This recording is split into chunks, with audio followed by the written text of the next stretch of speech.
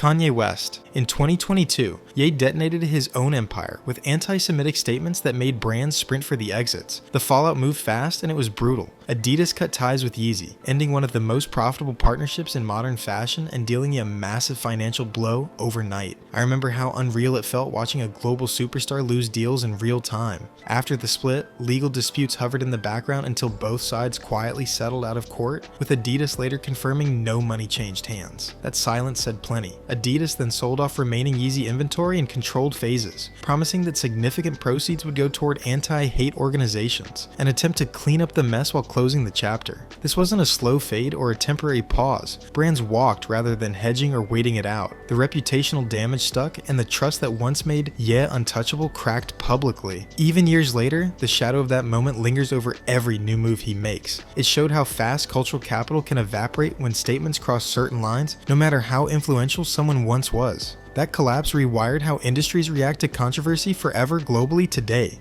Will Smith. In 2022, the Oscars turned into chaos when he walked on stage and slapped Chris Rock in front of the entire world after a joke about Jada Pinkett Smith. It wasn't part of the show, it wasn't staged. It instantly became one of the most surreal live TV moments ever. The reaction didn't take long. The Academy gave Smith a 10-year ban from attending any of their events, including the Oscars, which is a huge deal for someone who just won Best Actor that same night. What followed was a media hurricane. Everyone had an opinion. Industry voices lined up with criticism, and some of his upcoming projects reportedly stalled, even if they weren't officially canceled. The mood around him shifted fast. His once bulletproof image as Hollywood's charming golden boy cracked. It was both a huge turning point. I remember people debating it for weeks like it was national policy. While he's still working, the energy around his name changed overnight. The slap didn't end his career, but it left a permanent dent in how he's seen. That moment shook the red carpet fantasy and reminded everyone just how fast public favor can flip. By the way, if you guys like celebrity content like this, I would really appreciate it if you could subscribe. Thanks. Anyways,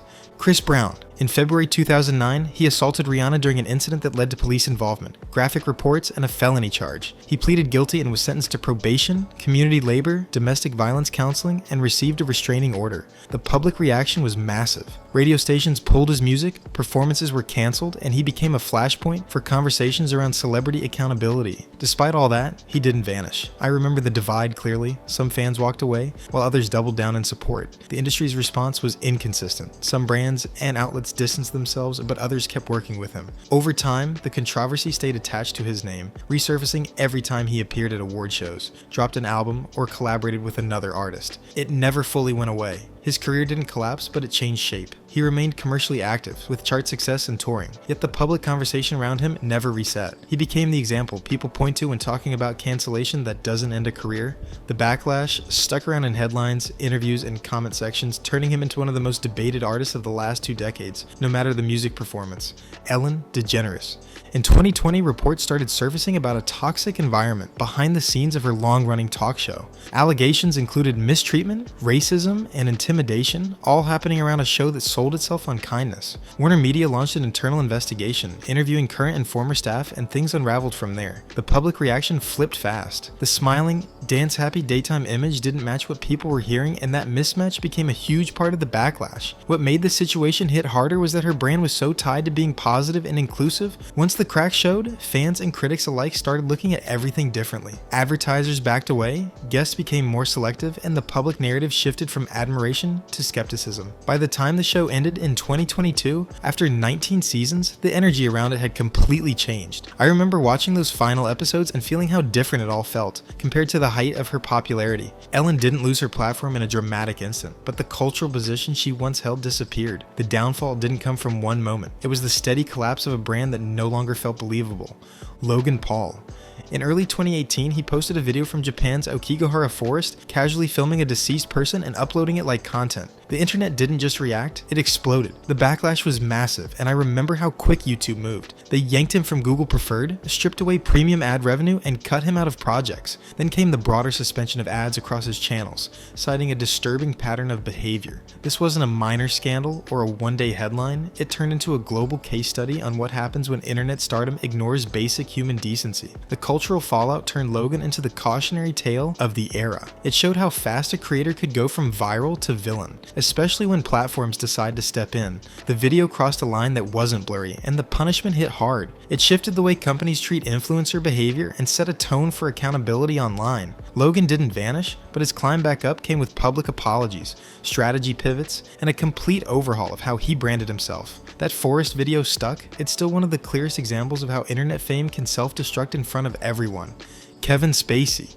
In 2017, a wave of sexual misconduct allegations hit him, and Hollywood reacted instantly. Studios removed him from ongoing productions, stripped him from major roles, and severed professional ties without delay. His career didn't stall, it disappeared. Even though some legal cases were later dismissed or ended in acquittals, the decisions by the industry remained unchanged. The studios had already acted, and none showed interest in bringing him back. He was replaced in finished films, scrubbed from marketing, and written out of shows that once relied on him as a lead. That level of removal is rare, and it sent a message across the entire industry. His name became associated with controversy, and the public attention made it impossible for studios to justify taking the risk. I remember how quickly the tone shifted. Once celebrated for award-winning performances, he suddenly represented a moment the industry wanted to distance itself from entirely. Public opinion never softened, and attempts to reappear have mostly gone ignored or criticized. Regardless of how individual cases ended, the overall fallout stayed consistent. Spacey's career became a cautionary reference point, and the door that closed around him stayed locked no matter how many years passed. Louis C.K. In 2017, several women came forward with sexual misconduct allegations, and he admitted they were true. That admission triggered a rapid collapse of his career in the mainstream. Projects were shelved, release plans scrapped, and deals disappeared almost overnight. Networks and studios pulled away fast, and his name became a flashpoint in conversations about abuse of power in the comedy world. The timing placed him right in the center of a cultural shift, and the consequences followed that pattern. His reputation took a sharp dive, and his access to major platforms closed off. He didn't stop performing entirely, but the industry stopped holding the door open. I remember when his film was pulled just before release, and it became clear his career was entering a completely different phase. He returned through independent shows and self-funded projects, mostly bypassing traditional channels. But even with his audience still present, the wider industry space he once occupied never really came back. The clubs and venues changed, but so did the context around him. His case ended up being part of a larger example of how institutions respond when artists admit to serious misconduct. The spotlight didn't disappear, it just narrowed permanently.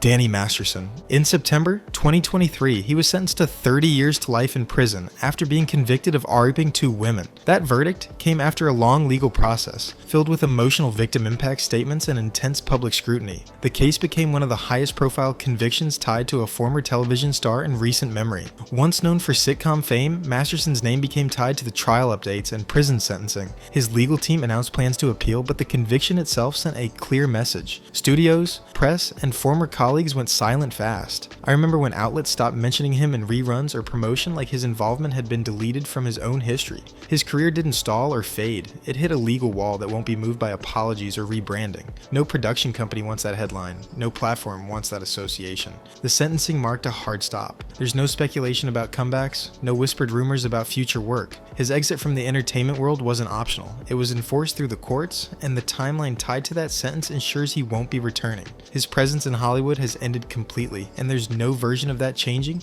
Mel Gibson.